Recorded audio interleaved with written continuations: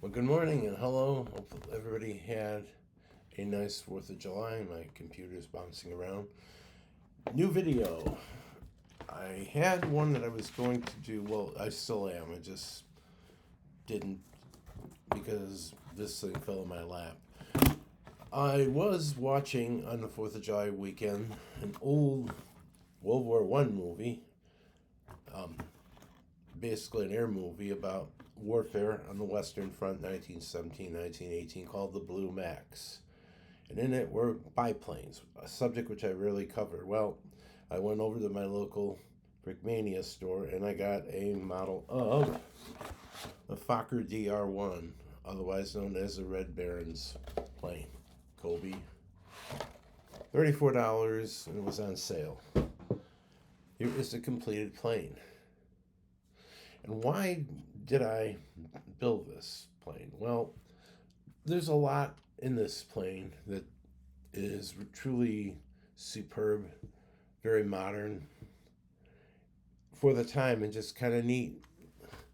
It started out that this plane was used from 1917 through 1918, actually was produced at the same time span. It's a single-seat fighter plane. The engine is an Obersol UR-11 110 horsepower rotary radial engine, and I'll explain that in a minute. It has a climb rate of 1,130 feet per minute, a service ceiling of 20,000 feet, armed with two Spandau 7.92 machine guns, and a top speed of 115 miles an hour. So what does all that translate into? What it translates into is that you have a very neat plane, which uses a little bit more composites in its manufacturing process, that is capable of strong flight. So, I mean, it could go and do its job and do it effectively. If you notice, there are no wire bracings on this. The reason why there are no wire bracings on this plane is because it has a cantilever wing. It eliminates the need for an external wires along with having a rugged steel tube fuselage. And you also had metal around the cockpit. The rest of it being fabric covered with over the steel frame. So there was use of steel in this aircraft, tubular steel, prior to alloy metals coming into play. And most World War I planes had one machine gun, not two. So this thing that packed a punch. What made this plane so great was its rate of climb and its ability to maneuver. The tri-wing gave it tight turning capabilities. It was a little bit slower than the Allied planes that it faced, but deadly. If you got a pilot that's trained in the plane's strengths, it could obliterate in a dogfight, which Manfred von Richthofen did. He didn't get all of his 80 kills in this plane, but he got quite a few of them. And I don't know if I wrote down. Yeah, it doesn't say, but he he did quite a few with this, and when it became his personal mount, painted it red, hence the Red Baron. Since I have it down, I might as well take him out. There is a figure of Manfred von Richthofen, which the plane has. There we go. The Red Baron himself, or at least a representation of him. Put him back in here. Now he's back in his plane. Just a suggestion, if you decide to build this, be very careful with the engine and with the rudder because they will pop out if you put too much pressure, so you want to hold it like this. What is a rotary radial engine? The actual cylinders on the engine rotate to necessitate cooling rather than just the air hitting it. So this thing was spinning along with the propeller.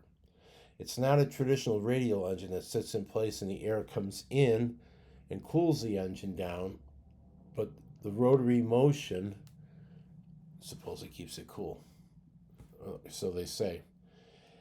What does that mean? That means this plane, because the engine's moving, and I think in this case it's moving in this direction, incredible torque. You turn to the right, boom, it's going to go right to it. Now, if you want to turn to the left, you're going to be battling that torque. So how do the pilots who flew these planes compensate for that? Compensation was based upon very strict Control the controls, basically. You had your hands on the stick and your feet on those pedals. And if you wanted to survive, you had to make sure you synchronized everything that you were doing as far as controls to the aircraft. So you controlled the plane. The plane is an extension of you. You did not have hydraulic lines and other things that a plane a couple years later in the 1920s and 1930s would have, making it only a certain breed of pilot could pilot these planes. Remember, during World War One, the average lifespan of an average pilot was 19 days, for whatever it's worth. They didn't have parachutes. Well, they did have parachutes. The pilots didn't. Observers on balloons wore parachutes, so if they were going to come and shoot them down, they would parachute out. Oh, any other little tweak beats of this? Yes, this is an extremely difficult plane to fly because of the rotary radial engine. The most biggest part was this rudder. You had to control and have good control over this rudder in order to be able to steer this thing and control it in flight. So basically, the pilot that flew these planes had to be very skilled, extremely skilled to fly them. But if they were extremely deadly pilots because this plane was capable of outmaneuvering most Allied planes. And like I said, two machine guns versus one, it would devastate with firepower its opponents that it encountered in the air. As far as numbers of this plane, let me go look at my notes here. There were 320 of these planes manufactured before production ended in 1918. Initially, they had some issues when they first started making this plane. They didn't waterproof it enough, so the spars were getting water in and coming apart, and they were kind of like having issues, thing with the wings. So what they did was they heavily varnished the spars, and they did some other corrections to it, which solved the problem. And then basically, it was a relatively trouble-free plane, except for, like I said, it was a plane that necessitated pilot control. I mean, literal control in order to fly this plane well. But like I said, if it was a pilot that learned to master this plane was devastating in a dogfight. Extremely maneuverable, extremely tight turning, and in a slow roll battle, it can like consume any of the Allied planes that it went up against. Um, what would have been its main opponent on the Western Front? The Sopwith Camel and the British SC-5, possibly the Newport 17, and maybe the Spad. The Spad we flew. Eddie Rickenbacker flew a Spad. I think they have a model of a Spad somewhere. I can do a video on that and the Fokker D7. Those would be the planes that the United States would have encountered in World War One. But for the sake of what we're doing here, we're just going to go about it this way with this triplane. And the reason that I built this, like I said, I watched that movie, The Blue Max, and there is a part in the movie where the Red Baron lands on the base that the main character is a squadron pilot of trying to recruit him to fly for the Flying Circus, which is Manfred von Richthofen's squadron. Just a point of history here, and I already brought this question amongst a few people. When Manfred von Richthofen got killed, who wound up taking over the Flying Circus? None other than Hermann Goering, the Vice Marshal of the Luftwaffe in World War II. And I said this to a few people; they didn't know who Hermann Goering was. I'm like, come on, you just saw that movie Nuremberg. Hermann Goering was a center character of that, but he was a great pilot in World War One, and he flew in von Richthofen's squadron. Like I said, became head of the squadron when the Red Baron was killed. And he was probably shot down by gunfire. Probably a Lee Enfield 303 bullet through the bottom or Lewis machine gun, which hit him, and that's how he died and how he crashed.